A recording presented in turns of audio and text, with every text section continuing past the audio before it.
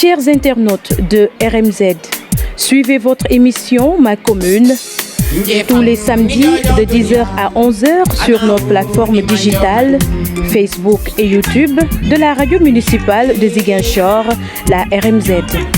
Avec ses invités, le journaliste Ali Djedjou va aborder des thématiques liées à la commune de Ziguinchor. Nous sommes à l'hôtel Kadian Doumagne, il est 10h, c'est l'heure de votre émission Ma Commune de la radio municipale de Ziguinchor, RMZ. Ici, c'est chez vous. Bonjour à toutes et à tous nos chers internautes de la radio municipale de Ziguinchor. Permettez-moi de présenter mes vœux les meilleurs à tous ceux qui suivent cette émission Ma Commune.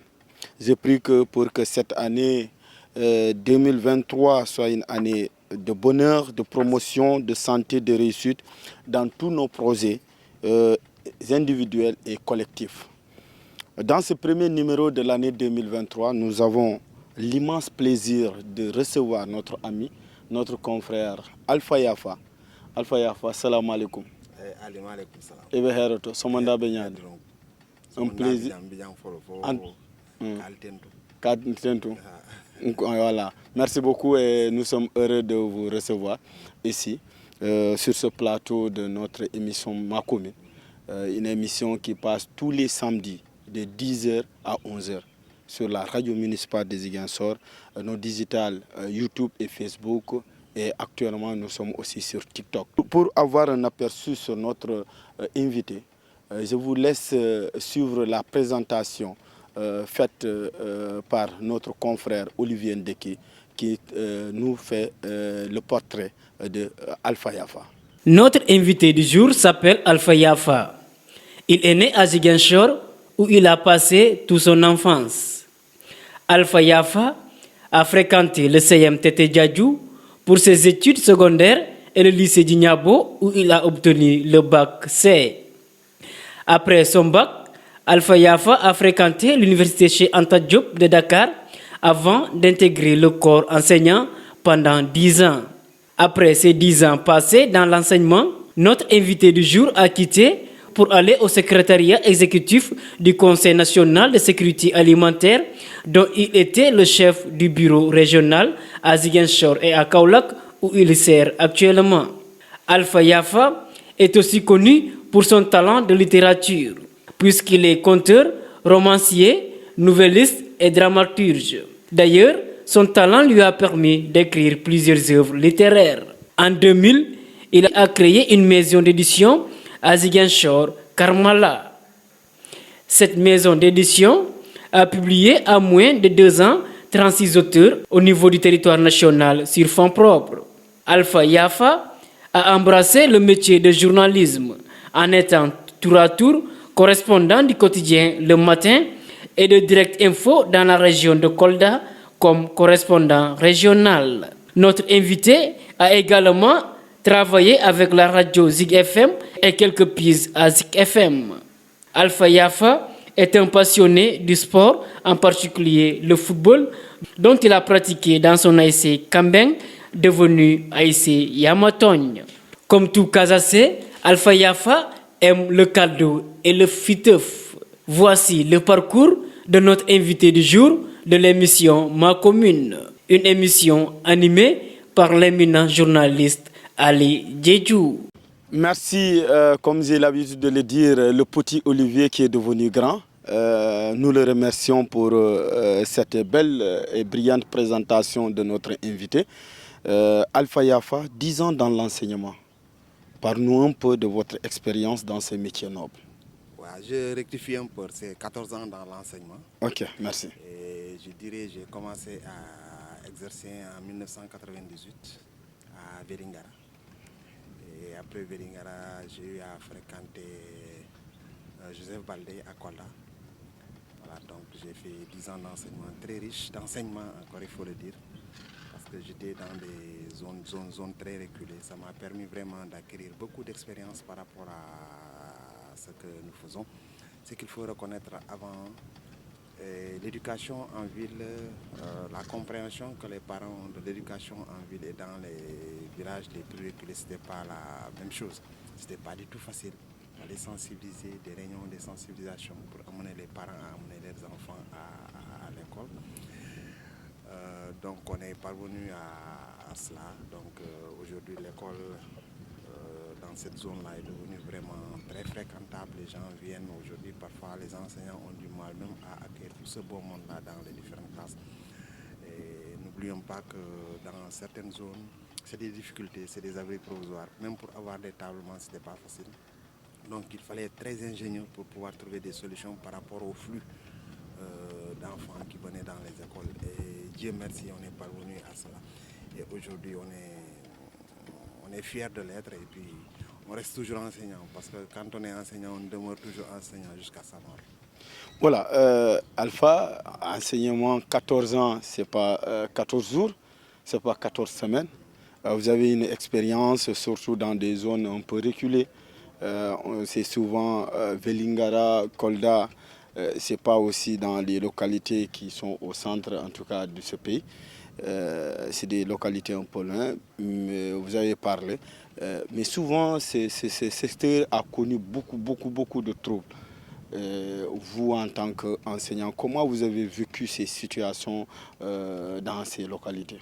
Oui, ce n'était pas facile du tout. Parfois, on partait en grève, les parents ne pouvaient pas comprendre pourquoi les enseignants allaient en grève. Et à juste titre, peut-être qu'ils ne pouvaient pas comprendre. Ils se disent que ces gens-là, c'est des salariés, ils ont de l'argent. Qu'est-ce qui les amène à aller en grève? Parce qu'ils ignoraient vraiment ce qui se passe dans l'enseignement et dans les conditions dans lesquelles les enseignants vivaient.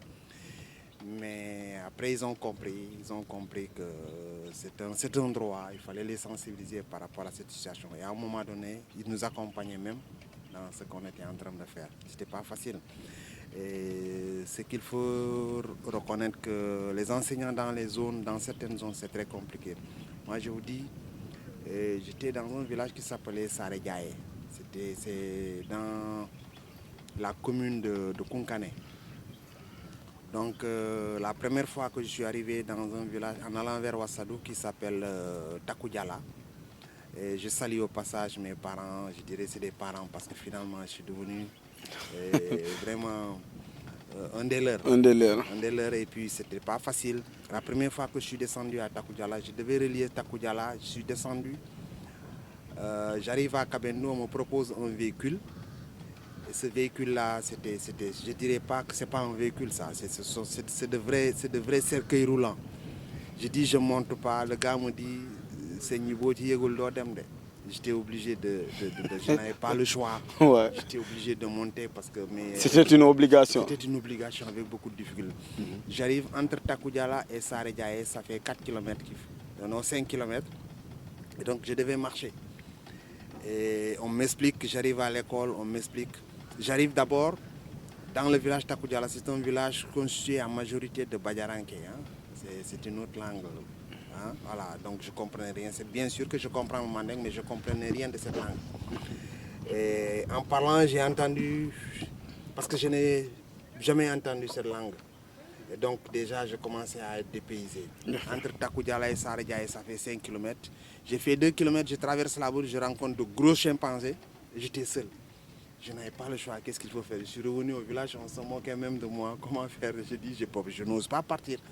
Parce que ces chimpanzés là, même si je prends un bâton, je les cherche, ils refusent de partir. Donc je n'ose pas les affronter. C'est comme ça que je suis revenu, on m'a accompagné jusqu'au village. Ce n'était pas facile les premières semaines au village. Parce que d'abord, on était habitué à la ville, à la lumière, hein, à la télévision. Vous voyez, donc le confort n'était pas là. Et la petite anecdote que j'ai eue dans ce village-là, un village très aimable, avec des populations très aimables, je les salue au passage. Et avant de quitter, j'ai eu 3 homonymes dans ce village-là, tellement qu'ils m'ont adopté dans ce village. Et je me suis fait adopter encore. Je pense que c'est le rôle d'un enseignant. Quel que soit le milieu, tu dois te faire adopter. J'arrive dans ce village, je vous dis, hein, pendant une semaine, j'ai passé la nuit dans la chambre avec un serpent dans la maison pendant une semaine. Il fallait voir aller. Et ce jour-là, donc le matin en sortant, quand je pars à l'école à 8h, donc ce serpent-là a profité de l'occasion pour sortir le matin et aller chercher de quoi manger. Avant que je ne revienne, il commence à faire chaud, ça revient, ça entre sous le matelas. Un jour, on était en grève Et j'ai décidé de faire la grasse matinée ce jour-là parce que j'ai dormi jusqu'à... Mais malheureusement, à un moment donné, j'ai senti un mouvement sous le matelas, mais c'était la catastrophe. Oh. Je ne sais pas aujourd'hui, au moment où je ne sais pas comment j'ai ouvert la porte. Là, je ne peux pas expliquer jusqu'au moment où je te parle. Et ce jour-là, il y avait une grande réunion j'habitais chez le chef de village. Chef de village. Mais les gens sont venus vers moi et pensaient que j'avais la dépression, j'étais complètement fou, or que ce n'était pas ça. Et je ne comprenais pas Pulaar parce que dans ce village, on ne parlait que Pulaar. Vous voyez, j'étais le premier enseignant dans ce village-là, donc c'est pas du tout facile. Vous voyez les conditions dans lesquelles les enseignants vivent. Et tout le temps que j'ai passé également dans le village, j'ai préparé pour moi-même. À la descente à 13h, j'entre dans la cuisine et puis voilà. Heureusement pour moi, derrière le village, il y a un marigot. Il y a un marigot, le Kayanga, passe dans ce village. J'avais la possibilité d'avoir du poisson tous les jours. Et donc je descends, je prépare à manger. Ce n'est pas parce que ce qu'il préparait ne me plaisait pas, non. Parce que moi, je me suis trop vite adapté dans ce village. D'ailleurs, j'ai hâte encore de manger du kodé que vous ne connaissez pas, un bon plat. C'est quoi le kodé? Le kodé, c'est à base de mil, surtout avec le lalo. C'est extraordinaire. Hein?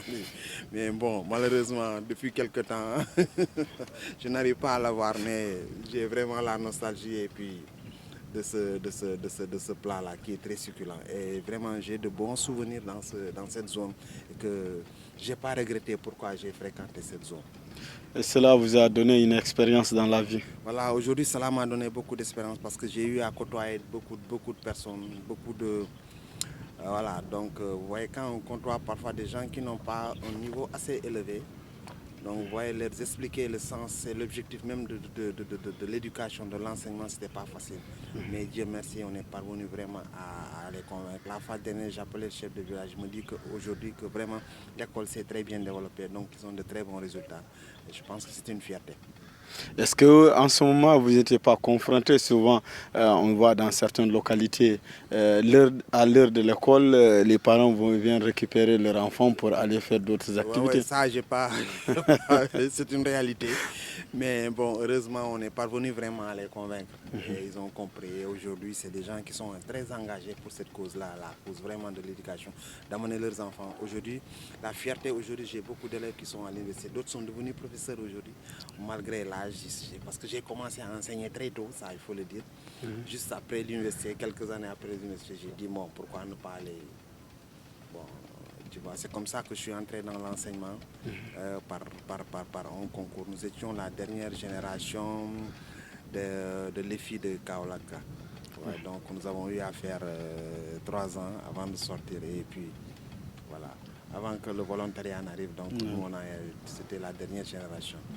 Donc j'ai commencé à enseigner très tôt et vraiment c'est un plus-value et je ne regrette pas pourquoi j'ai choisi d'aller dans l'enseignement parce que l'enseignement mène à tout. Si aujourd'hui je suis arrivé à ce niveau-là, c'est parce que quelque part je suis enseignant.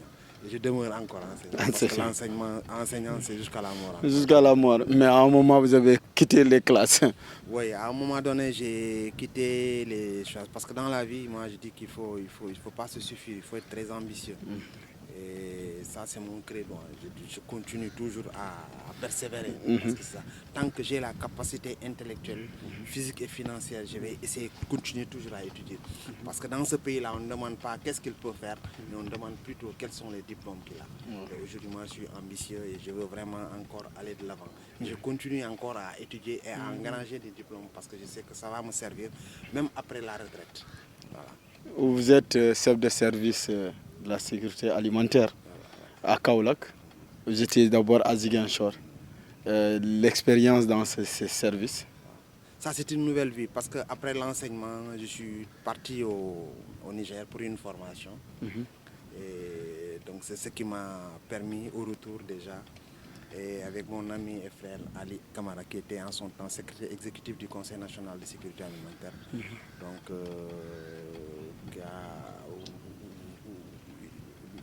mon expérience, vraiment, il m'a appelé et on a continué à travailler depuis lors ici au niveau du secrétariat exécutif du Conseil national de sécurité alimentaire, au niveau de Dakar, au niveau central. Au niveau central d'abord. J'étais là-bas, ensuite j'ai demandé vraiment à venir servir ma région, Ziguinchor. Après Ziguinchor, maintenant je suis à Kaolack. Toujours les Ziguinchorois veulent toujours revenir servir la région. Oui, c'est normal, c'est normal. Maintenant, c'est cette région qui m'a vu grandir, m'a éduqué, donc voilà, pour des questions de redevabilité, je pense que je dois pouvoir servir ma région. C'est ce qui m'a permis aujourd'hui d'ouvrir d'autres créneaux encore dans ce que je suis en train de faire. Aidez-nous à comprendre. Beaucoup de Ziguinchorois ou beaucoup de citoyens ne connaissent pas réellement le rôle de ce service. Voilà, le secrétariat exécutif du Conseil national de sécurité alimentaire. C'est vrai, vous avez raison, il y a une confusion qui se fait entre le commissariat à la sécurité alimentaire et le secrétariat exécutif du Conseil national de sécurité alimentaire. Le secrétariat exécutif du Conseil alimentaire est au niveau stratégique. Nous sommes là à évaluer, à voir l'impact des projets et programmes sur les populations. Donc nous sommes au niveau stratégique. Donc nous réfléchissons par rapport à tout ce qui est sécurité alimentaire. Les enquêtes, c'est nous qui les organisons pour voir le nombre de personnes en situation d'insécurité alimentaire dans le pays et quelles sont les poches où vraiment l'État doit intervenir pour vraiment aider les populations à sortir de cette situation. Il faut dire que ce n'est pas facile, mais quand même, tant bien que mal, nous sommes en train de faire beaucoup de choses. Et aujourd'hui, nous avons un programme qui s'appelle le Programme national d'appui à la sécurité alimentaire. Et un programme qui est vraiment transversal, il faut le dire, la sécurité alimentaire est transversale. Donc elle embrasse beaucoup de domaines. Parce que pour parler de sécurité alimentaire, nous avons 4 dimensions. Il y a une 5e dimension, souvent les gens n'en parlent pas trop, mais c'est la gouvernance. Okay. Nous avons l'accès, la disponibilité, la stabilité, tout ça fait partie de la sécurité alimentaire. Donc pour parler de la sécurité alimentaire, c'est vraiment une question très globale. La 5e dimension, c'est la gouvernance, parce qu'il faut qu'il y ait une bonne gouvernance dans la sécurité alimentaire pour pouvoir pousser les gens à sortir de cette situation. Ce n'est pas facile, mais tant bien que mal, nous sommes en train de faire de notre mieux pour pousser vraiment l'État, les partenaires, la population particulièrement à aller dans ce sens-là. Parce que tant que nous ne sommes pas en sécurité alimentaire, ce sera difficile pour le pays de décoller. En tant qu'acteur, est-ce que vous pensez que nous sommes en sécurité alimentaire dans ce pays-là, avec la cherté de la vie, les prix qui flambent un peu partout? Non, je dis quand on dit, parce que j'ai tantôt parlé des dimensions de la sécurité alimentaire. Il y a l'accès. Il y a l'accès économique et physique, nous avons la stabilité, nous avons la gouvernance de la sécurité alimentaire, mais également nous avons la disponibilité des aliments. Tantôt, on parle de la bonne production agricole au niveau du pays. C'est bien, mais ça ne suffit pas pour être en sécurité alimentaire. Moi, vous et moi, on peut avoir une très bonne production, par exemple dans la région de Ziguinchor, avoir une bonne production. Mais est-ce que cette production, il y a un partage équitable entre les populations? Donc c'est ce qui explique souvent que nous avons des poches. Nous avons des poches. Dans chaque région, il y a des poches où chaque année, au mois de mars et au mois de novembre, donc notre travail, c'est de mener des enquêtes par rapport dans ces poches-là, voir le nombre de personnes en situation d'insécurité alimentaire pour pouvoir vraiment évaluer au niveau national. Donc chaque année, au mois de mars et novembre, il y a une rencontre qui s'organise quelque part dans le pays où tous les partenaires techniques et financiers se réunissent pour évaluer ensemble la situation du pays. Donc chaque année, il y a ce qu'on appelle une fiche de communication qui est remise au gouvernement et qui permet au gouvernement de prendre des mesures ou bien des partenaires. Parce que les partenaires aussi également bénéficient de cette situation, des résultats de nos enquêtes et de nos analyses. Parce que ça leur permet de capter des fonds pour pouvoir intervenir dans les zones vulnérables. Oui, vous avez parlé de voir la situation du pays. Actuellement, quelle est la situation réelle? Non, je voudrais bien parler, mais je ne suis pas la voix autorisée vraiment pour donner la situation. Voilà. Même si j'ai l'info, je ne suis pas la voix autorisée. Voilà, nous avons pas qu'on me tire les oreilles. Non, nous avons compris. Mais notre ami Alpha Yafa aussi est journaliste. Alpha a collaboré avec beaucoup d'organes dans la presse écrite, la radio aussi, au niveau de la région de Kolda. C'est aussi un métier qui vous a beaucoup marqué dans votre vie professionnelle. Voilà, le journalisme c'est un métier, la communication d'une manière générale. Le journalisme c'est un métier qui m'a beaucoup marqué, ça il faut le dire. Parce que j'ai eu à bénéficier également d'une bourse de la Convention des jeunes reporters. qui m'a permis d'aller me former en journalisme et en communication. Mais également, j'ai eu à faire en marketing parce que j'ai mon master 2 en marketing. En marketing et communication. Ça aussi, ce sont des qualités. Et dans le journalisme, j'ai eu à travailler avec Le Matin d'abord. Le Matin, ensuite Direct Info. Direct Info. J'ai eu à faire quelques piges pendant les élections avec Zik FM, Zik FM Dakar. Dakar, ouais. Mais j'ai beaucoup travaillé avec Ali Diédhiou au niveau de Zik FM, qui était mon encadreur, mon formateur, quoi. Donc, vous voyez que j'ai taquiné, mais j'étais plutôt presse écrite, parce que je suis un passionné de l'écriture. Et c'est ce qui, aujourd'hui, m'a poussé également à aller dans d'autres domaines, qui est l'écriture vraiment... de livres. J'ai fait la presse écrite. D'après la presse écrite, également, j'ai fait radio, mais je suis plutôt orienté vers la presse écrite. Et je continue toujours à écrire avec autrement, quoi, même toujours dans la presse. Oui, vous savez, comme on le dit, hein, la presse écrite, c'est la mère de la presse. Hein. Donc c'est la base du journalisme. Mais vous avez travaillé avec ces organes. Souvent, nous constatons qu'au Sénégal, les gens décrient en dénonçant qu'il n'y a pas la liberté de la presse. Selon vous, est-ce que vous pensez le contraire? Oui, je peux affirmer tout de suite qu'il y a mieux à faire. Voilà, parce que le Sénégal, aujourd'hui, depuis les indépendances, nos aînés ont eu à faire beaucoup de choses par rapport à cette liberté de la presse. Mais il y a mieux à faire, en tout cas, parce que nous voyons certaines dérives. C'est vrai que dans le journalisme, nous avons des brebis galeuses, ça il faut le dire. Ça, c'est dans tous les métiers. Ouais. Il y a des gens qui sont en train de faire correctement leur travail. Ça, il faut saluer. Et je pense qu'il faut encourager ces gens-là à travailler. Mais si on veut faire du journalisme et autre chose, je pense que ça ne peut pas... Soit on est journaliste ou on n'est pas journaliste. Sinon, on va faire du commerce. On va faire, comme on le dit, Dorkat. Il y a beaucoup de Dorkat dans ce pays-là, dans le métier. Je pense que ça n'honore pas vraiment la comme on doit le disait, des journalistes alimentaires. Voilà, c'est ça. Et je pense que ça n'honore pas la profession. Soit on est journaliste ou on n'est pas journaliste. Voilà, donc, voilà, c'est ça.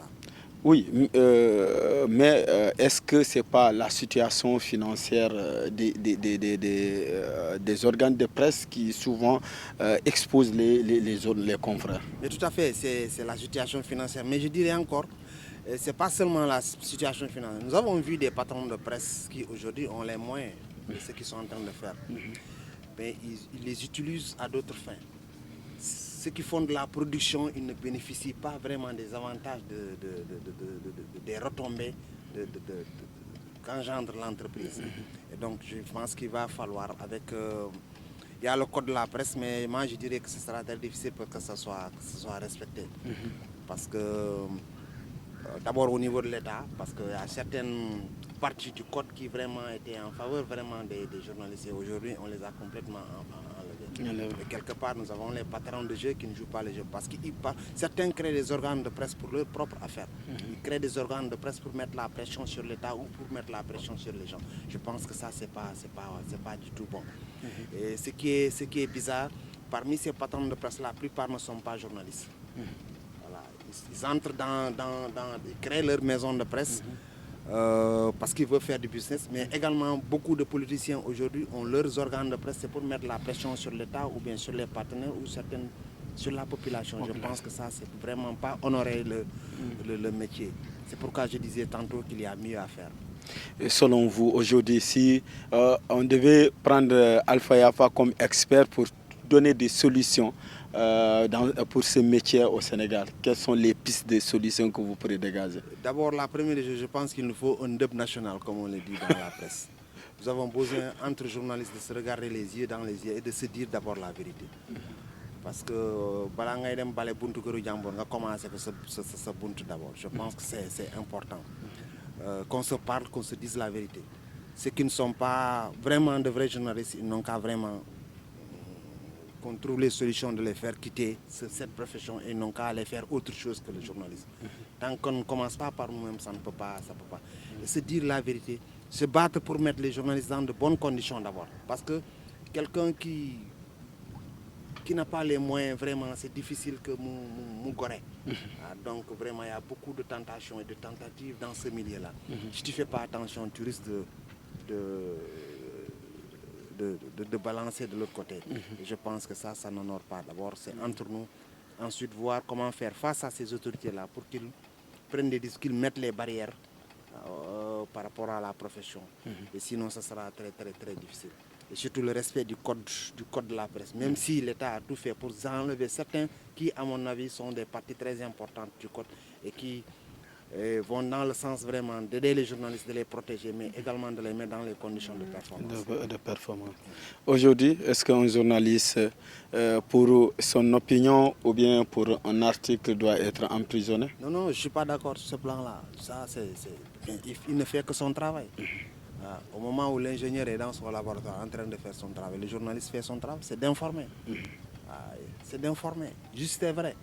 Voilà. Même si quelque part les gens ne nous informent pas juste et vrai, parce que le b.a.-ba même du journalisme, on le respecte pas, savoir faire des recoupements et vérifier l'information. Mais je pense que si on arrive à juguler vraiment cette situation, on peut aller de loin. N'oublions pas que dans ce pays-là, nous avons de très grands journalistes qui ont eu à faire leur preuve à travers le monde. Et je pense qu'il appartient aux cadets vraiment de suivre le pas de ces gens-là pour faire la fierté vraiment du journalisme en Afrique. Mais malheureusement, aujourd'hui, si vous voyez le classement vraiment, c'est pas du tout favorable. De Reporters sans frontières et le classement au Sénégal. C'est dommage, mais je pense qu'on peut faire mieux encore. Et il suffit d'avoir la volonté politique et d'aider ces journalistes à faire correctement leur travail et pour vraiment renverser la tendance. Voilà, je rappelle que vous suivez toujours votre émission Ma Commune sur la radio municipale de Ziguinchor à travers nos plateformes digitales YouTube et Facebook. Et je rappelle aussi sur TikTok. Donc nous recevons notre frère, notre ami et confrère Alpha Yafa, enseignant, Alpha Yafa, journaliste, Alpha Yafa, représentant ou le directeur régional du Conseil de la sécurité alimentaire, nationale de la sécurité alimentaire. Mais Alpha Yafa a autre talent.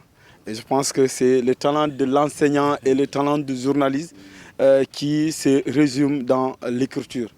Alpha Yafa, vous avez créé une maison d'édition, Karmala. Karmala qui a une signification dans notre langue mandin. Karmala, vous pourrez nous permettre de comprendre Karmala pour nos auditeurs? Oui, Karmala en langue mandingue, un mot, Karmala ça signifie clair de lune en langue mandingue.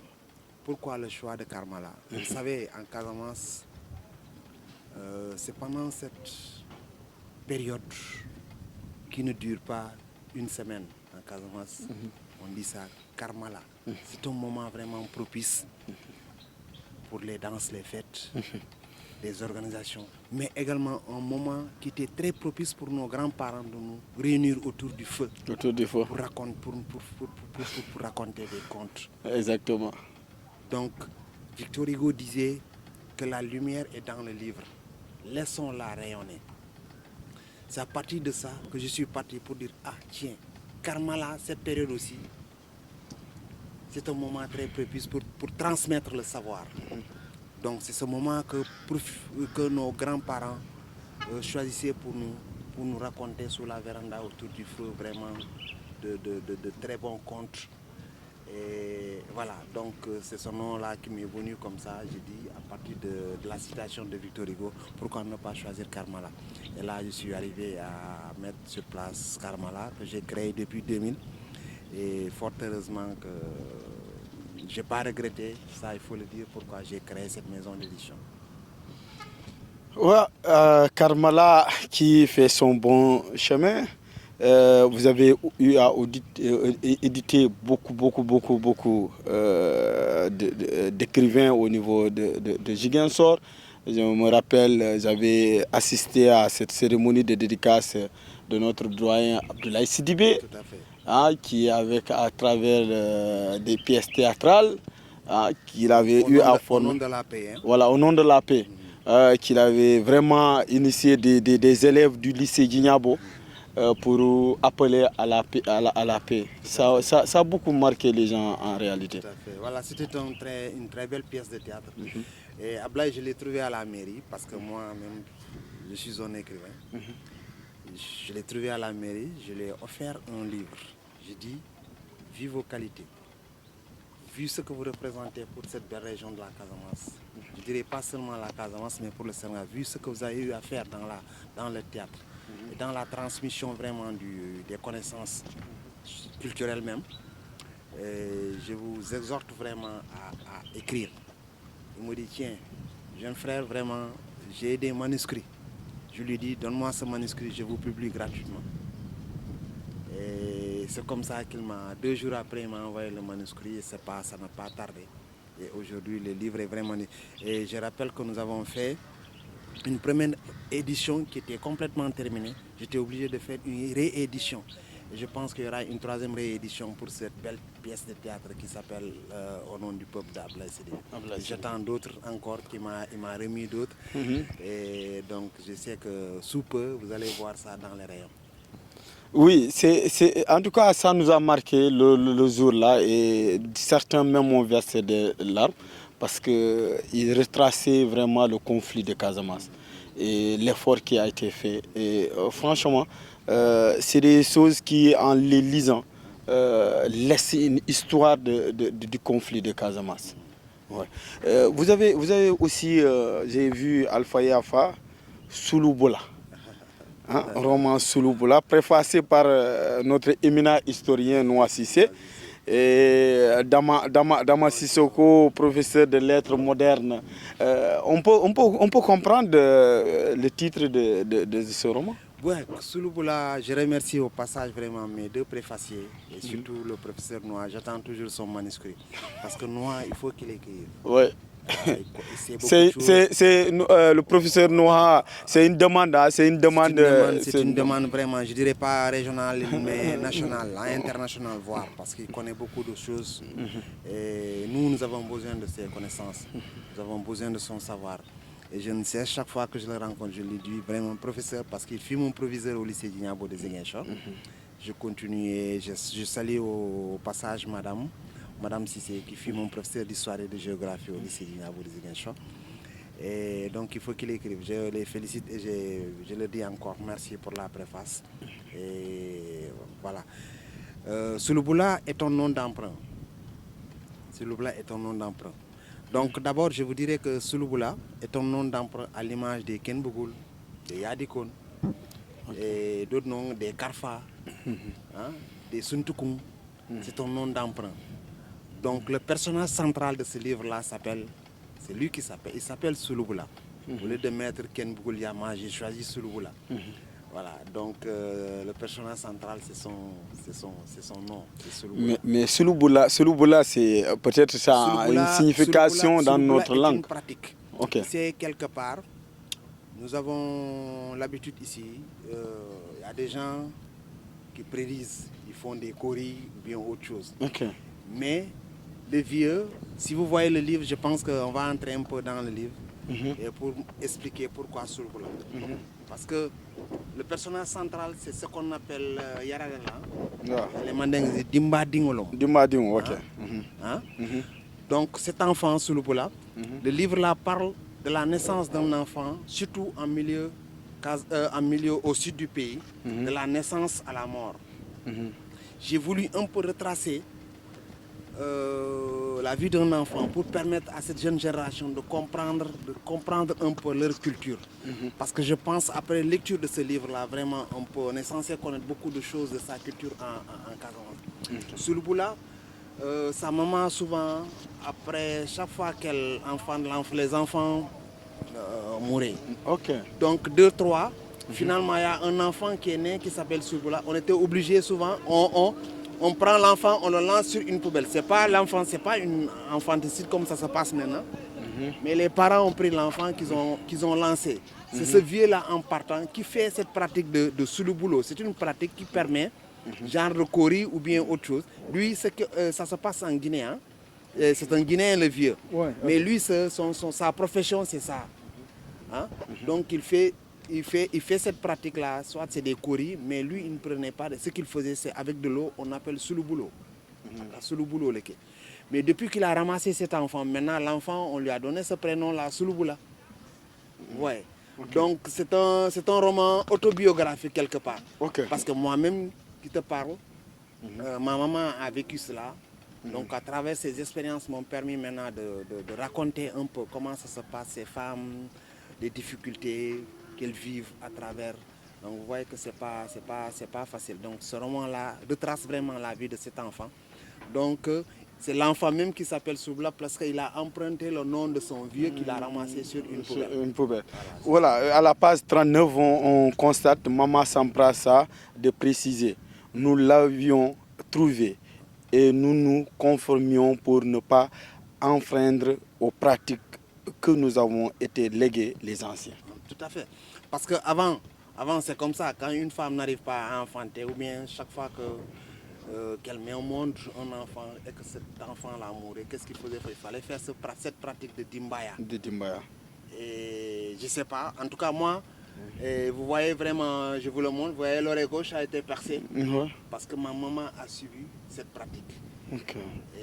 J'ai 2 de mes grands frères, 3 même qui sont décédés, je suis venu 4e, donc la maman était obligée de faire ça parce que c'est ce que nous connaissons, n'est-ce pas? Ouais. Et bon, pour l'instant, alhamdulillah, je suis là pour l'instant, je pense que je vais vivre encore longtemps. Ouais, comme le dit dans la page 40, cette vision du monde se comprenait aisément dans ce milieu. L'irruption de la mort pendant la grossesse ou lors de l'accouchement était souvent mise sur le compte de la mauvaise mort. Ce mauvais départ était l'origine de tous les traumatismes, autorisant l'anomie sociale vécue dans la crainte et dans la haine. C'était sans doute ce qui justifiait le fait que la pratique du Dimbaya, rite thérapeutique féminin se préserva de la reproduction, était au cœur de l'activité sociale des femmes du village de Kairaba. Parce qu'il faut dire à Ali qu'une femme qui n'a pas d'enfant dans un mariage, c'est traumatisant, c'est difficile à vivre. D'abord dans la famille, l'entourage, parce qu'on peut la traiter de tous les noms. Et pourtant elle peut ne pas être la cause principale de cette situation. Parfois c'est les hommes, mais on admet rarement que c'est l'homme. On admet rarement que c'est l'homme. Or que la science a démontré que l'homme peut être la cause de cette situation-là, mais ce n'est pas le cas. Donc la femme, elle était prête à se soumettre à toutes sortes de pratiques, de rites pour avoir un enfant. Et pour avoir un enfant, ce n'est pas facile parce qu'il y a l'œil de la société. Comme le disait Jean-Paul Sartre, l'enfer, c'est les autres. Donc c'est cet œil-là qu'il faut percer. Et donc cette femme-là, à travers cette pratique-là, la plupart de nos mamans, de nos sœurs aujourd'hui sont parvenues à avoir par la grâce de Dieu, sans oublier. Mais avec cette pratique, sont parvenues vraiment à avoir des enfants. Je pense que c'est important. L'autre facette importante de ça, parce que quelque part, on nous dit de Dimbaya, vous voyez une femme qu'on appelle, quelque part on les appelle Tolé groupes. Tolé groupes, oui, exactement. On les dit, bon, dof, groupe dof. Elles font semblant d'être folles, mais elles ne sont pas folles, elles ont la tête sur les épaules. Parce que c'est ce que le rite demande. Pourquoi? Elles sont parfois là à faire des bêtises sales, elles mangent du n'importe quoi, elles portent des haillons de gauche à droite. Parce que dans l'imaginaire collectif, ce sont les esprits qui hantent ces femmes. Ce sont des esprits qui empêchent aux femmes d'avoir des enfants. Qu'est-ce qu'il faut faire? La femme est obligée d'avoir un nom d'emprunt. Meta, Sulubula, Karfa. Quand tu es au Fouladou, on te dit Deferdou. Il y a d'autres, même Deferdou, c'est la cuisine. D'autres te disent Maïdé, la mort, Berdé. Et certains même prennent le nom des lutteurs. Mais c'est ça, c'est ton nom d'emprunt. On imagine, quand tu as un nom d'emprunt, l'esprit, une fois dans la maison, parce que c'est l'esprit qui te suit tout le temps dans la maison. Mais l'esprit, une fois dans la maison, on entend ton vrai prénom, le jour de baptême, on dit Amendata. Donc l'esprit connaît Aminata. Aminata. Mais il entre dans la maison, il a un Deferdou. Donc il aura du mal à retrouver Aminata parce que tout le monde dit Deferdou ou bien tout le monde dit Karfa Meta, Faimea, Wandifeng. Tu vois. Donc quelque part, c'est une façon de cacher cette femme-là. Et l'autre aspect, quand elle est tout le temps, elle porte toujours des ans, c'est pour pousser à l'esprit vraiment de détester cette femme-là parce qu'elle dit qu'elle n'est pas propre. Les Mandingues disent ka nyambundi ala ka nyambundi pra nyambola. Tu vois, c'est ce qui fait que parfois elles sont là à porter des habits, à faire du n'importe quoi pour se cacher de l'esprit. C'est ce qui les amène à faire ça. Tu les vois souvent, elles ont une calebasse. La calebasse est vraiment un symbole de fécondité en Afrique, dans notre milieu. Vous voyez, elles ont souvent une calebasse ornée de perles. C'est ce symbole de fécondité. Mais également un bâton souvent, c'est ce bâton-là qui est symbole de la puissance chez nous. Donc ce n'est pas gratuit, vous voyez la calebasse, le bâton, tout ça, elle est tout le temps en aïe, c'est pour se cacher contre cet esprit qui l'empêche d'avoir des enfants, ou qui chaque fois qu'elle a un enfant vient prendre cet enfant-là. Donc c'est pour pousser cet esprit-là à Nyamboala. Voilà, c'est ça, Mousserlouko, comme le disent les Olofs. Oui, mais toujours en lisant votre roman, nous avons vu, vous avez évoqué l'aspect de cette max qui est aussi importante dans notre culture, le Kankourang. Et vous avez évoqué la dimension historique, la dimension religieuse, j'ai vu la dimension socio-économique, la dimension culturelle du Kankourang. Ali, merci pour cette question, parce qu'elle est d'actualité. Nous savons tous ce que représente le Kankourang dans la région de Ziguinchor, pour ne pas dire dans la commune de Ziguinchor. Je dirais que moi, quelque part, ça c'est ma position personnelle. Les gens demandent à ce qu'on bannisse le Kankourang, il faut interdire le Kankourang. Je ne suis pas d'accord. Le Kankourang, la culture, on ne l'invoque pas. La culture, on la pratique. Je vous donne un exemple. Si aujourd'hui, le Kankourang n'existe pas à Ziguinchor, qu'est-ce que les Mandingues ont dans la main aujourd'hui sur l'aspect culturel? Il n'y a que le Kankourang. Au moins, même si les enfants s'amusent avec ça, au moins on dira que quelqu'un qui ne connaît même pas, il dira Kankourang. Qu'est-ce que signifie Kankourang en Mandingue? Et Kankou Akura. Et Kankou Akura. Étymologiquement, le mot Kankourang signifie Kankoura. C'est-à-dire, voilà, et Kankoura, c'est crier quelque part. Tu vois. Mais c'est un mot mandingue. Et aujourd'hui, si on supprime il nous reste quoi? Il reste quoi au mandingue? Rien du tout. Aujourd'hui, le Kankourang est beaucoup plus respecté ailleurs qu'ici à Ziguinchor. C'est vrai, je suis parfaitement d'accord. Mais je pense qu'il va falloir organiser les sorties du camp. Il va falloir les réorganiser. Il y a mieux que ça. Et pour y parvenir, il ne suffit pas de dire on interdit. Non. Sensibilisons les gens. C'est pourquoi l'importance du Kankourang dans la société. Aujourd'hui, vous demandez à beaucoup de gens quelle sorte de camp. Nous avons combien de sortes de Kankourang? Ils te diront Kankourang. Nous avons combien de sortes de Kankourang? Moi, à mon avis, nous avons 3 sortes de Kankourang en Casamance. Même si ailleurs, dans le Kédougou, nous avons un Kankourang qui est là-bas avec les Bassari. C'est le même masquin, sauf qu'il y a une différence. Pourquoi il sort? En Gambie, nous avons le Djamba Kankourang. Le Djamba Kankourang. Mais ici, nous avons un Kankourang. Je dirais que le Kankourang, nous avons 3 sortes de Kankourang. Nous avons le Kankourang de protection qui sort quand il y a malheur dans un village, quand il y a un sous-partout des anthropophages dans un village, ou bien chez les Mandingues, il arrive des moments où on dit boal, les anthropophages.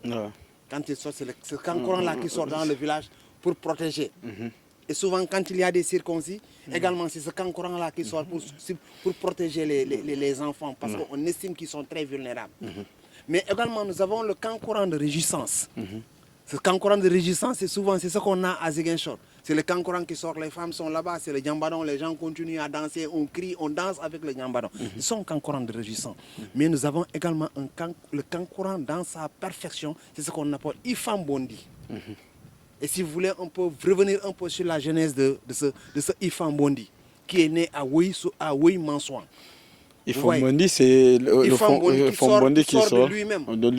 Voilà, qui sort de lui-même. Et qui peut voler. Voilà, et pourquoi c'est arrivé? Je pense que d'après les informations que nous avons reçues, parce que j'ai eu la chance d'aller jusqu'à Ouiman pour enquêter sur ça. Donc c'est pourquoi je dis, nous avons ces 3 sortes de kankourans. Nous avons le kankourang de résistance qui sort, mais nous avons le kankourang de protection. La preuve, pendant cette période de Covid, au niveau vers Koubalan, dans cette zone de Koubalan, à 20h, c'est le kankourang qui sortait pour pousser les gens parce qu'il n'y avait pas de policiers, il n'y avait pas de militaires, il n'y avait pas de gendarmes pour protéger. Mais c'est le kankourang qui sortait pour demander aux gens d'aller se coucher obligatoirement parce qu'il y a cette maladie. Ça, c'est un kankourang de protection qui joue un rôle important, même économique. Parce que quand vous allez dans les villages, parfois c'est les mangues qui mûrissent, les enfants commencent à gâter les mangues, même les palmistes, les orangers. Qu'est-ce qu'il faut faire? C'est le kankourang qui sort pour venir attacher une petite corde, dire aux gens que c'est fini, personne n'a le droit de toucher à une mangue. Tu touches une mangue, donc c'est une amende. Donc ce kankourang-là joue un rôle économique. C'est un kankourang de protection. Mais également, il y a le kankourang de résistance qui sort, les gens dansent. Quand les circoncis vont sortir, les gens sortent, dansent, les femmes sortent, dansent, tout le monde est bien maquillé et on danse. Traditionnellement, bien sûr. C'est là où vous parlez de la dimension religieuse ou bien? Mais maintenant, nous avons des dimensions. La représente. Regardez, quand vous prenez le kankourang, vous allez dans la brousse, vous venez un kankourang tout neuf, on dit Fara Couteau chez les Mandins. Mais regarde comment on achète ce kankourang-là, comment c'est joli. Mais tu es content quand tu vois ce kankourang-là. Déjà les cordes. Regardez la rondeur. Nous avons des cordes qui sont des cordes vertes. N'est-ce pas?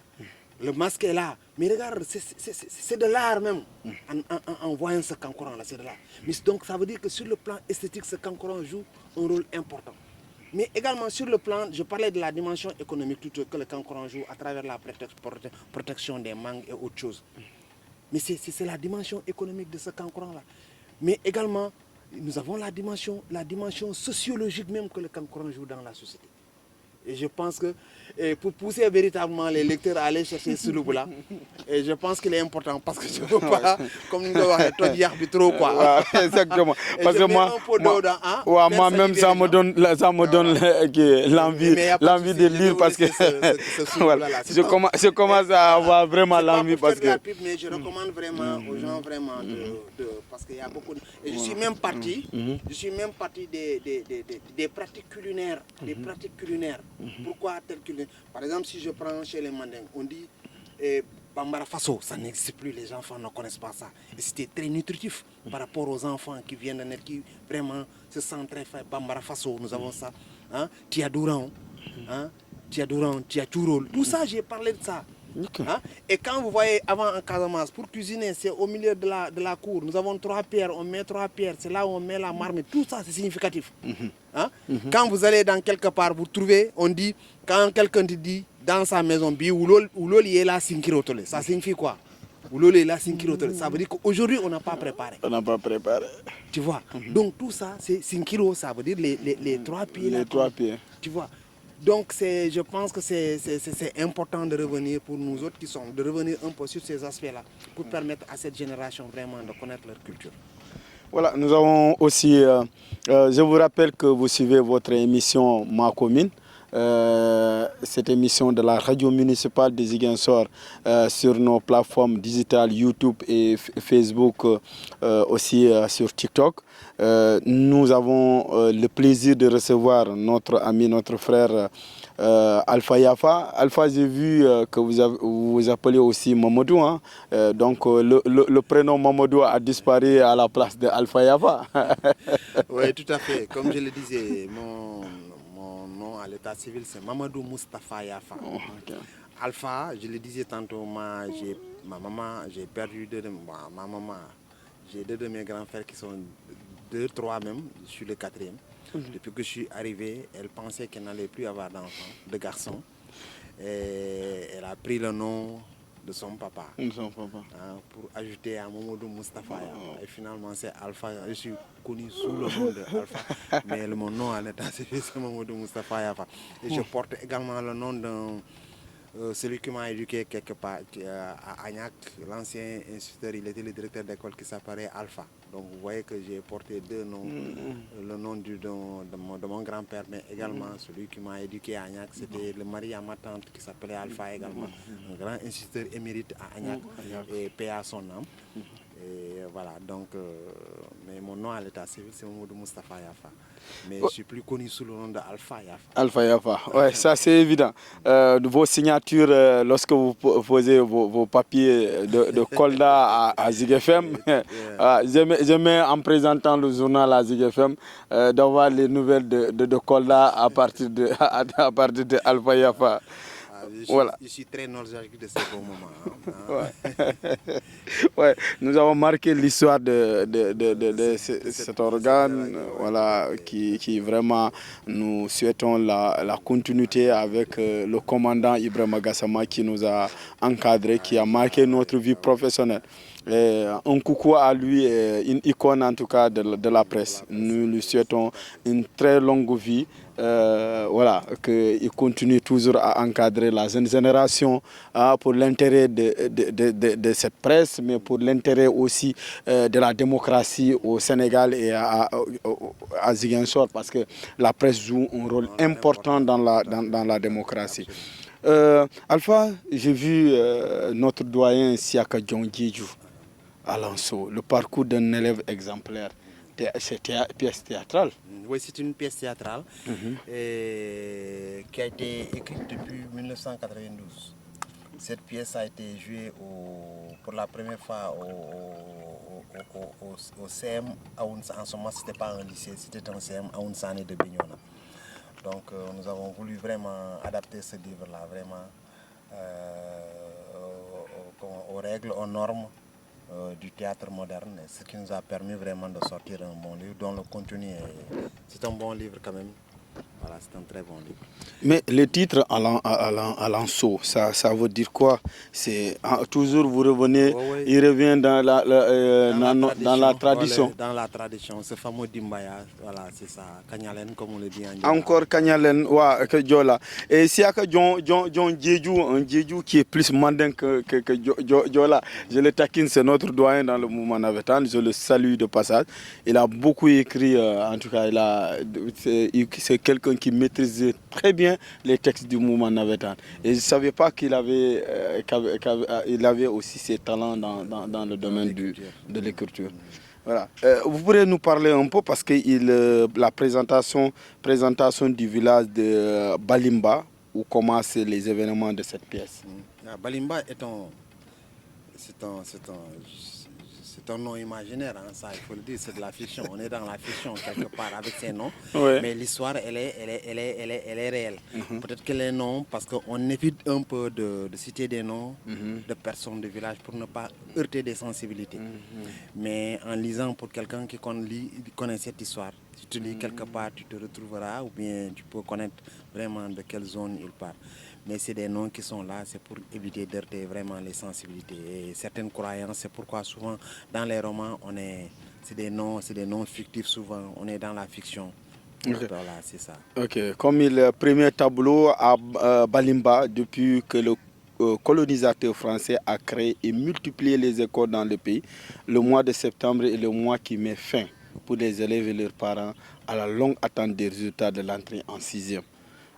Dont les épreuves se passent au début du mois de juin de chaque année. Cette année-là encore, Balimba, le directeur M.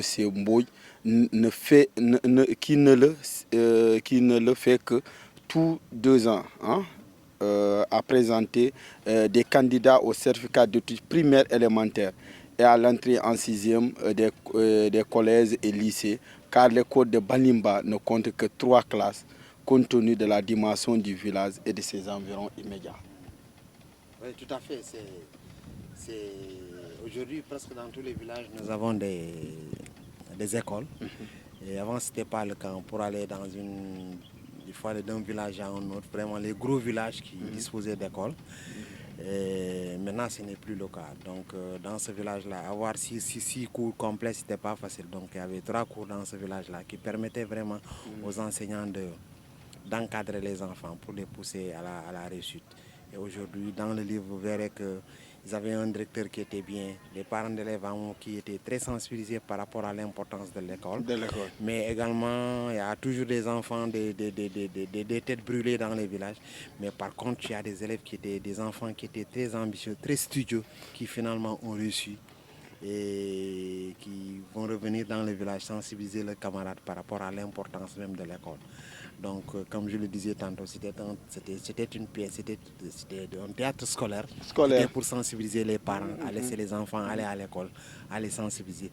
Donc, on a adapté ce texte-là qui vraiment aujourd'hui répond à toutes les normes du genre théâtral.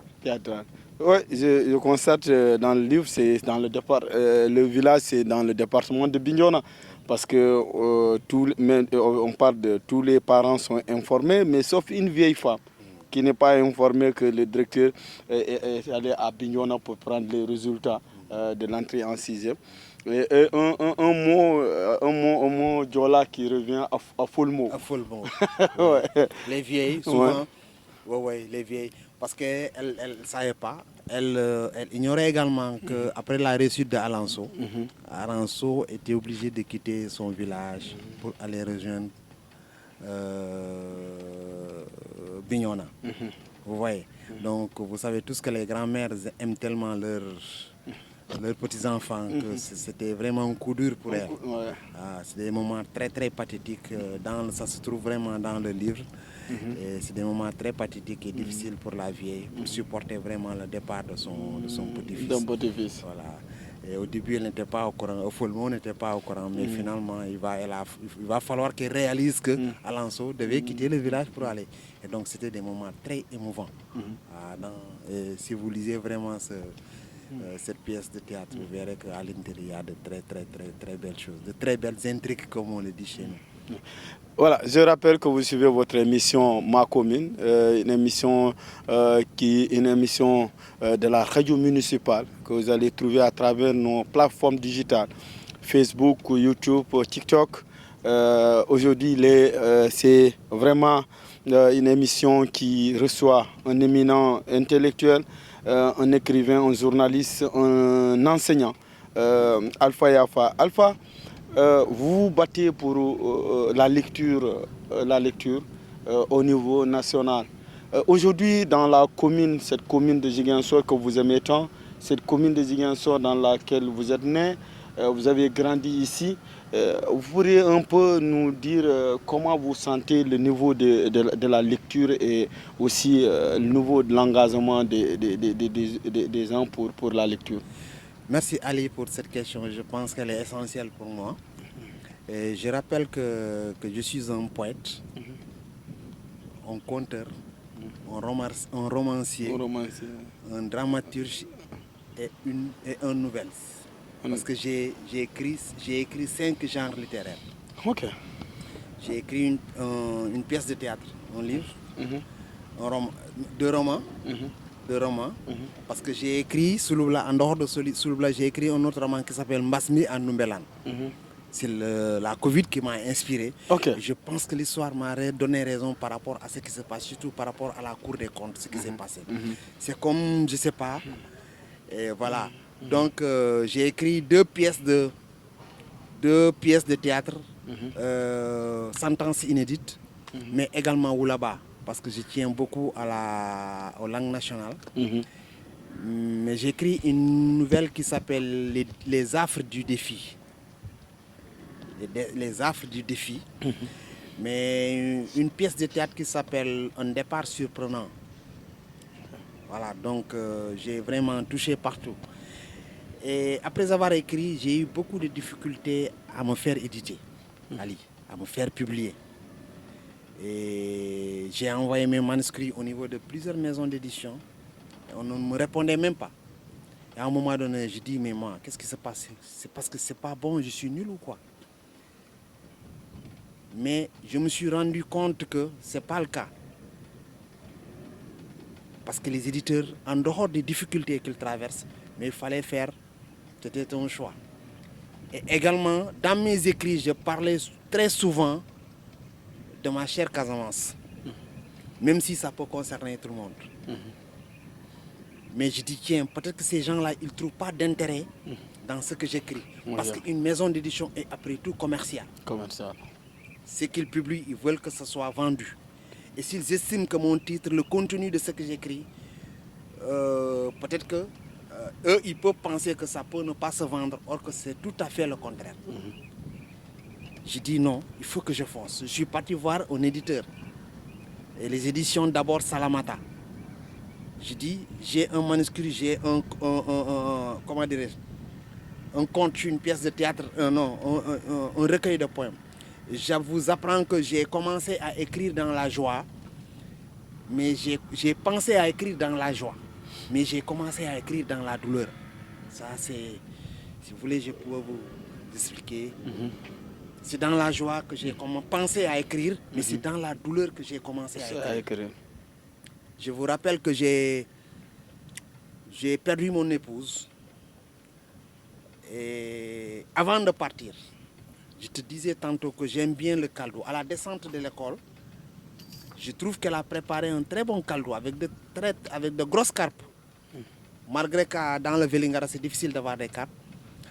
Je dis, mais comment tu as su que j'allais venir aujourd'hui? Elle me dit, je l'ai senti. Je lui ai dit, donc, il faut que je me binde le poème, quoi. Dans le binde le poème. 2 jours après, j'ai quitté Dakar, Vélingara, pour partir à Dakar. Parce que j'avais bénéficié d'un avancement. Donc j'étais parti chercher mon argent à Dakar. 2 jours après, 2 jours de Dakar, on me dit, ta femme est tombée en... Elle a une crise. Je dis, tiens, c'est pas possible. Je l'appelle, son numéro de téléphone, et me dit, mais ça va maintenant. Je devais quitter le soir. Je quitte Dakar, j'arrive à Hambourg. Un collègue journaliste m'appelle pour me dire, il ne savait pas que je n'étais pas au courant. Il me dit, je te présente mes condoléances. À travers le téléphone, j'entends des cris. Je ne comprenais pas. Implicitement, j'ai dit merci et j'ai raccroché. Je tente de joindre les gens. Toutes les connaissances refusaient de prendre ça sonnait dans le vide. Donc, elle était partie comme ça. Donc, j'avais une dette envers elle. Cette dette-là, j'ai dit, je l'avais promis un poème. Après ça, il fallait que j'écrive. Allez, je vous dis, je ne sais pas comment c'est arrivé. En moins de 2 semaines, j'ai écrit 42 poèmes. En moins de 2 semaines. Je ne sais pas. Une fois que j'entre dans la maison, c'est comme si c'est... En moins de 2 semaines, j'ai écrit 42 poèmes. C'est comme ça que je suis. Mais bien avant ça, j'aimais bien la lecture. La lecture, c'était ma passion. J'ai fait une série scientifique, mais la lecture, c'était ma passion. J'avais un papa qui lisait souvent Le Soleil. Chaque fois qu'il venait à la maison, je lisais les journaux sans pour autant comprendre. L'essentiel pour moi, il fallait avoir un journal en main. C'était un plaisir pour moi de lire. Et ça continue toujours. Mais j'ai vraiment commencé à écrire dans la douleur. Et depuis lors, je ne cesse d'écrire. Aujourd'hui, j'ai publié 5 autres qui attendent. Après ces 5 autres, je vais me consacrer uniquement à l'édition. Et pourquoi l'édition? Je t'ai dit tantôt les difficultés que j'ai eues à me faire publier. Je dis non, moi, il faut que je fonce. J'ai commencé à demander, à avoir des renseignements. J'ai déposé tous les papiers pour avoir un agrément. Et Dieu merci.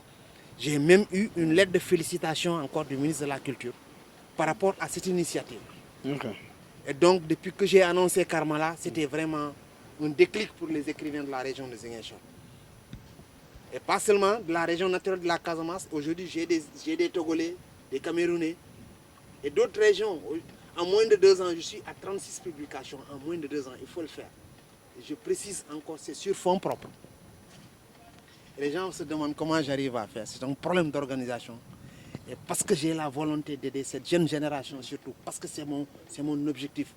Il faut amener les gens à écrire, à lire, que de se tourner systématiquement vers l'écran ou sur les réseaux sociaux. Le livre est différent des réseaux sociaux. Le livre, quelque part, est charnel. Si aujourd'hui on sortait Germinal que vous avez eu à lire en terminale, qu'est-ce que ça? Mais c'est des souvenirs. Vous avez Germinal dans votre bibliothèque au salon.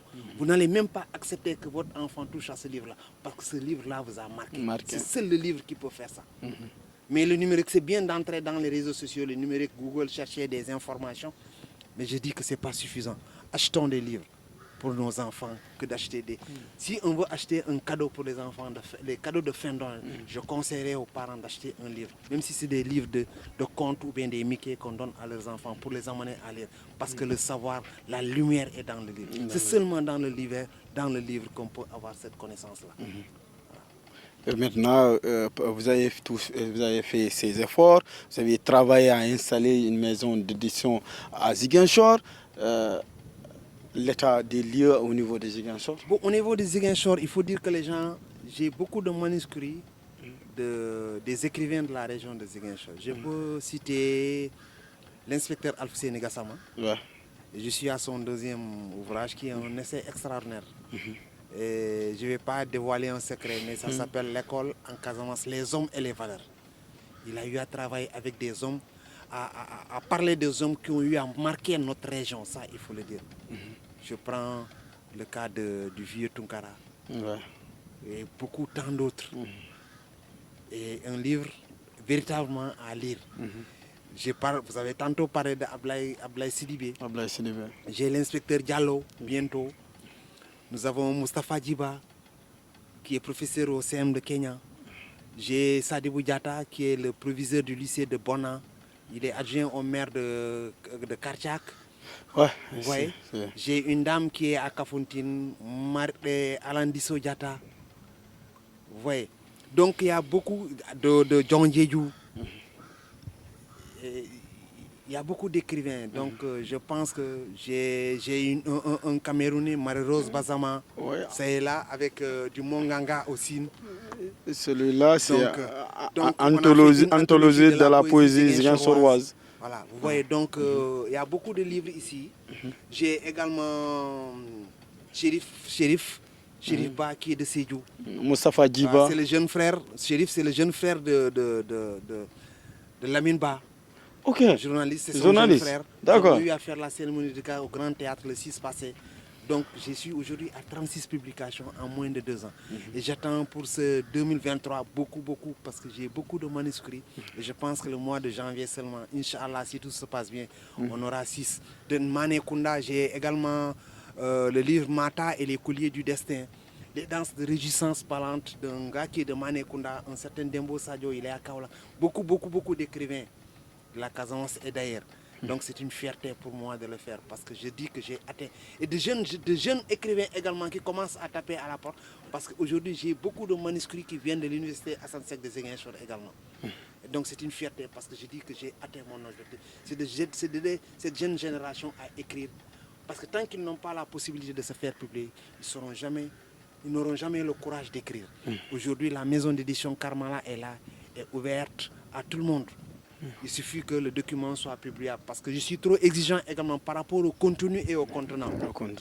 Aujourd'hui, si vous regardez vraiment les livres qu'on propose aux lecteurs, je pense que c'est pas pour ce... On ne peut pas être juge et parti, mais je pense que d'après les échos que nous avons eus, nous avons bonne presse par rapport à la qualité de nos ouvrages.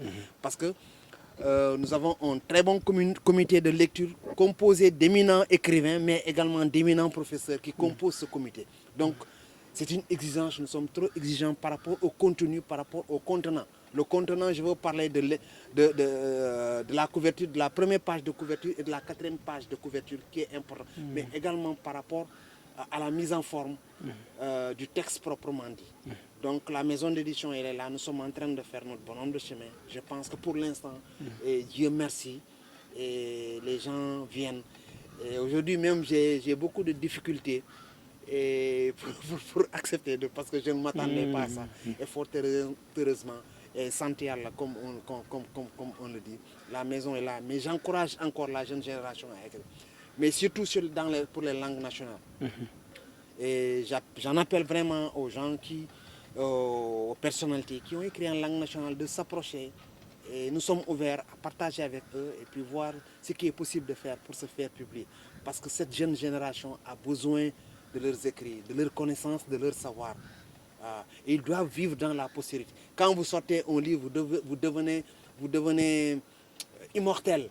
Parce qu'aujourd'hui, mon livre, là, on trouve le livre en Australie, là-bas. Et les gens, vous entrez tout de suite dans le Google, vous voyez nos différentes publications. Donc, je pense que c'est important. et les personnes âgées, écrivez, parce que je pense que c'est le moment. Ils ont beaucoup de connaissances, ils connaissent beaucoup de choses. Ils doivent laisser cela à la postérité. Mais mourir comme ça, comme l'ont fait nos arrière-grands-parents, avec tout le savoir qu'ils ont comme ça, je pense que ce n'est pas important. Le plus important, il faut laisser quelque chose à cette génération. Je pense que quand c'est au moment où on vit qu'on doit se faire... Imaginez-vous, vous avez dit Ablaye Sidibé, aujourd'hui, ce jour-là, il y a eu beaucoup de larmes. Parce que ce jour-là, on était en train de célébrer l'homme Ablaye. Je pense qu'il ne faut pas attendre après la mort d'une personne pour pouvoir célébrer cette personne-là et parler de cette personne-là. Je pense que ce n'est pas ça. Ndiaye Rose disait qu'il demandait aux gens qu'après sa mort, il n'a pas besoin qu'on parle de lui. On ne l'a pas fait de son vivant, donc il ne faut pas attendre après sa mort, oh, il a fait ça, il a fait ça. Je pense que ce n'est pas important. Mais c'est le moment de le faire. J'appelle vraiment les parents, les amis, les connaissances, de se rapprocher de Karmala. Je pense qu'on peut faire beaucoup de choses. Merci beaucoup. Malheureusement, le temps nous a trahis. L'émission a été intéressante. J'ai un cri de cœur, vous me permettrez. Je pense que ce cri de cœur, c'est à l'endroit de nos hommes politiques. Ali, je ne me rappelle pas, je ne dis pas que ça n'existe pas, mais à ma connaissance, dans aucune commune de la région naturelle de la région, je ne parlais pas peut-être dans d'autres communes, mais de la région de Ziguinchor, où on peut trouver une bibliothèque communale. On est prêt à subventionner des navetans, des matchs, des awarés.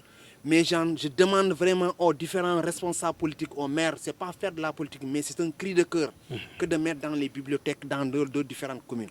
À Ziguinchor, nous avons Alliance, nous avons le centre culturel, mais il n'y a pas de bibliothèque au niveau de la commune. Et ce n'est pas bon. Il faut amener, encourager les gens. On demande que les gens sont là, les enfants sont là, ils ne font rien, c'est le football, c'est tout. Mais il faut les pousser à lire. Et pour les pousser à lire, c'est quoi? Il faut mettre les bibliothèques dans les communes. Dans vos budgets, de grâce, mettez des montants pour les différentes communes, pour les bibliothèques. Nous sommes prêts à les accompagner. Les compétences sont là pour les accompagner à mettre de bibliothèques. Et ce n'est pas compliqué. Je donne le tuyau, pour avoir une bibliothèque, il suffit de faire de la demande au niveau du ministère de la Culture. Et ce dossier sera transmis au niveau de la direction du livre et de la... Si vous avez déjà un existant et ça passe vite, vous faites un devis et vous avez les moyens, il peut vous accompagner à équiper, à alimenter, à mettre le personnel à former votre personnel. Ce n'est pas compliqué. Ou bien vous délibérez, vous mettez une parcelle à la disposition de la direction du livre ou bien du ministère de la Culture. Donc ils sont prêts à chercher des financements pour construire des bibliothèques. Les livres sont au niveau des bibliothèques, au niveau de la direction du livre. Nous sommes là, les maisons d'édition, là. Nous sommes là pour accompagner ces... Mais il n'y a pas de bibliothèque, je pense que c'est un danger.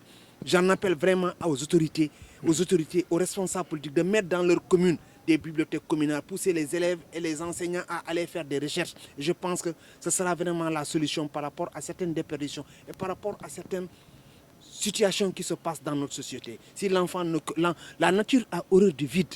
S'il n'a pas de quoi faire, il va aller chercher, il va faire autre chose. Et parfois c'est la catastrophe. Donc si les bibliothèques sont là, on peut encadrer les enfants à aller dans ces bibliothèques-là, étudier, à faire des recherches. Aujourd'hui, depuis quand vous n'avez pas entendu un élève du lycée Ignabo de Ziguinchor gagner un prix au niveau du concours général.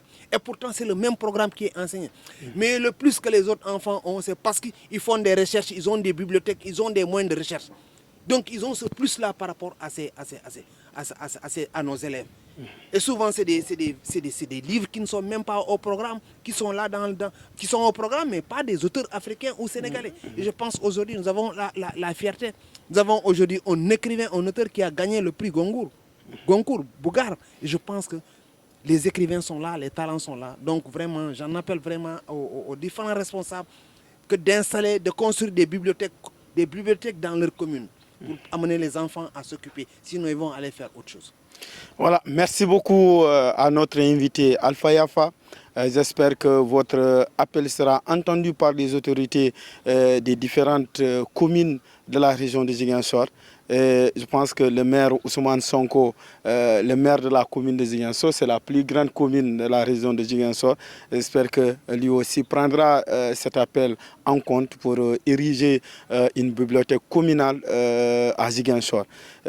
Chers auditeurs, chers internautes de la radio municipale, nous remercions tous ceux qui suivent véritablement cette émission Ma Commune et nous vous donnons rendez-vous pour pour le samedi prochain avec un autre invité. Nous avons réalisé cette émission grâce à mes collaborateurs Paul Manga, Marie-Dien Mané, nos amis, tous ceux qui sont dans la cellule de communication, Abdoulaye Sambou, Olivier Ndeki, notre technicien digital Big Rich. En tout cas, je remercie tout le monde pour ce travail d'équipe qui nous a permis de réaliser cette émission ici à l'hôtel Kadiandoumagne. Cet hôtel qui nous permet de réaliser cette émission, comme j'ai l'habitude de le dire, vous avez la beauté de Ziguinchor si vous venez au niveau de l'hôtel Kadiandoumagne, vous vous retrouvez parce que c'est véritablement la verdure, une ville très belle. Et nous préférons faire le marketing territorial, vendre l'image de notre commune, la beauté de Ziguinchor, non pas de montrer ce qui ne va pas, mais ce qui va. Et ça poussera véritablement aux gens d'aimer Ziguinchor. Et en réalité, Ziguinchor, c'est la beauté. Ziguinchor, c'est l'hospitalité. Ziguinchor, tout ce que vous voulez de naturel, venez dans la région de Ziguinchor, vous y trouverez. Venez en Casamance, l'accueil est chaleureux. Les populations sont extraordinaires. Et je pense qu'à ce niveau-là, nous remercions l'ensemble des responsables de l'hôtel Kadiandoumagne qui nous ont permis de réaliser cette émission ici avec notre invité Alpha Yafa. En tout cas, Alpha, j'ai été honoré de vous recevoir sur ce plateau et j'espère qu'on va se retrouver pour parler d'autres projets et parler de notre Ziguinchor que nous aimons tant. Merci beaucoup Ali vraiment pour l'invitation. Je suis très honoreux. Je pense que le plaisir est partagé d'être en face de vous.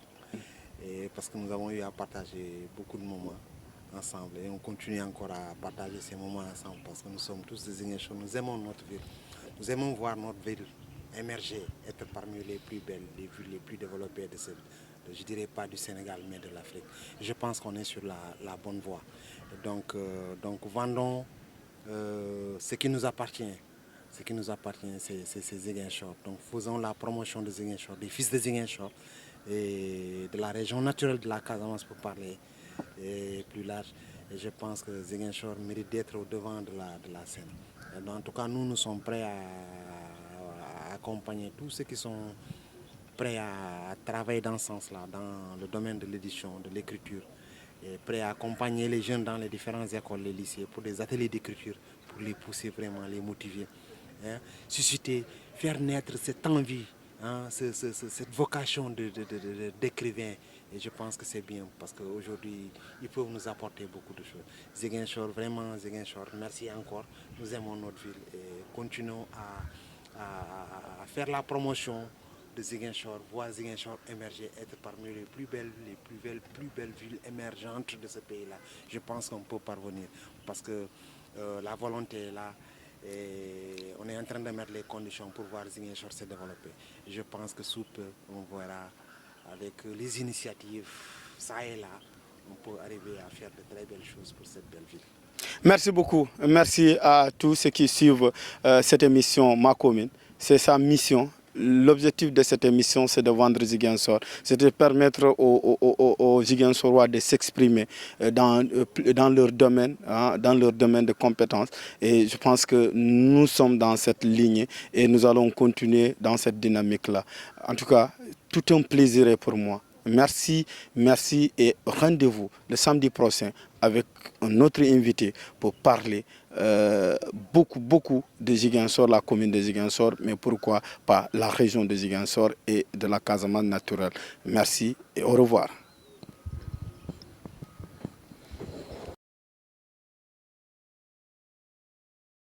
Chers internautes de RMZ, suivez votre émission Ma Commune tous les samedis de 10h à 11h sur nos plateformes digitales Facebook et YouTube de la radio municipale de Ziguinchor, la RMZ.